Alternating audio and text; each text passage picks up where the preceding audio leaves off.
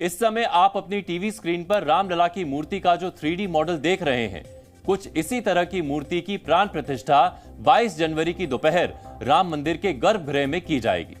रामलला की इस मूर्ति के मॉडल को देखकर ही आपको अंदाजा हो गया होगा कि भगवान राम के बाल स्वरूप की मूर्ति कितनी भव्य, दिव्य और अद्भुत होगी। रामलला की मूर्ति कुछ इसी तरह की हो सकती है। बिल्कुल हूबहू मूर्ति होगी ऐसा हम दावा नहीं करते, क्योंकि इस 3D मॉडल को हमने समय समय पर मूर्ति को लेकर दिए बयानों और जानकारी को आधार बनाकर विश्लेषण किया। इसके बाद रामलला की जो तस्वीर मन में उभर कर आई, उसी काल्पनिक तस्वीर का हमने 3D तकनीक से मॉडल तैयार किया है। हमारे अनुमान से 150 किलो से 200 किलो के बीच में उसका वजन होगा। खड़ी प्रतिमा, 5 वर्ष का बालक का स्वरूप। 18 जनवरी को प्रतिमा गर्भगृह में अपने आसन पर खड़ी कर दी जाएगी। रामलला की जिस मूर्ति की प्राण प्रतिष्ठा होगी, उसमें रामलला 5 वर्ष के बाल स्वरूप में होंगे और मूर्ति खड़ी मुद्रा में होगी। जी न्यूज के काल्पनिक 3D मॉडल में भी रामलला इसी तरह के दिख रहे हैं। रामलला के चेहरे पर कुछ इसी तरह का तेज दिख सकता है जैसा इस मॉडल में दिखाई दे रहा है। रामलला की आंखों में ऐसी ही चमक दिखाई दे सकती है। इस 3D मॉडल को देखकर ही मन को सुकून देने वाली अनुभूति होती है।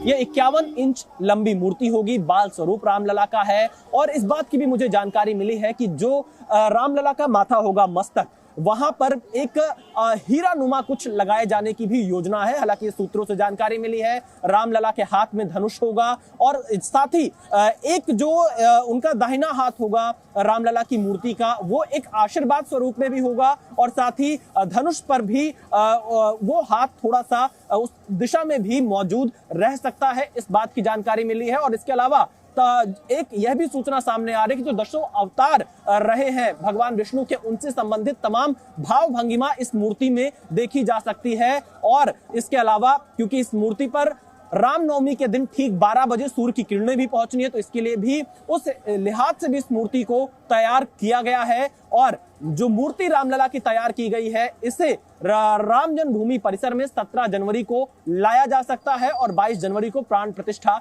रामलला की मूर्ति की होगी। सोचिए, मूर्तिकार अरुण योगीराज ने जिस मूर्ति को तैयार किया है, वो कितनी अद्भुत, दिव्य होगी। रामलला की मूर्ति की दिव्यता और भव्यता का अंदाजा आप इसी बात से लगा सकते हैं कि सोमवार को जब श्री राम जन्मभूमि तीर्थ क्षेत्र के महासचिव चंपत राय ने प्रेस कॉन्फ्रेंस की, तो मूर्तिकार अरुण योगीराज की खूब तारीफ की। अरुण योगीराज मैसूर निवासी, अनेक पीढ़ियों से जिसके परिवार में मूर्ति निर्माण का कार्य चलता है। मेरी जानकारी के अनुसार केदारनाथ में शंकराचार्य जी की प्रतिमा उसी नौजवान ने बनाई है। बहुत कम उम्र का है, 40-45 से ज्यादा नहीं लगता मुझको। अत्यंत विनम्र, हंसमुख।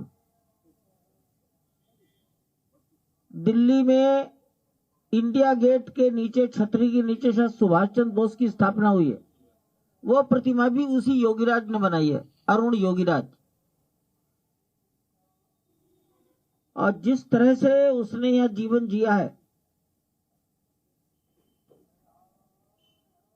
शायद आप सोच नहीं सकते। उसने 15-15 दिन, 20 दिन फोन अपने पास नहीं रखा, अपने बच्चों से बात नहीं की, इतना एकाग्र होकर किया है। उसकी मूर्ति का चयन किया गया है और सभी लोगों ने उसकी मूर्ति की प्रशंसा की। सभी का अर्थ है उपस्थित कम से कम 11 ट्रस्टियों ने। अरुण योगीराज के लिए उनकी बनाई मूर्ति का चयन होना बड़ी बात है, लेकिन रामलला की मूर्ति को गढ़ने के लिए अरुण योगीराज ने भी पूरी लगन के साथ काम किया। रामलला की मूर्ति के लिए अरुण योगीराज 6 महीने से अयोध्या में डटे हुए थे। इस दौरान उन्होंने अपने परिवार के लोगों का चेहरा तक नहीं देखा। अपने काम के प्रति उनका लगाव ऐसा था कि 15 से 20 दिन तक फोन से दूर रहे। अरुण योगीराज के मन मस्तिष्क में मानो रामलला की मूर्ति की छाप थी। जिसे वो अपने कला के जरिए पत्थर पर उकेरना चाहते थे।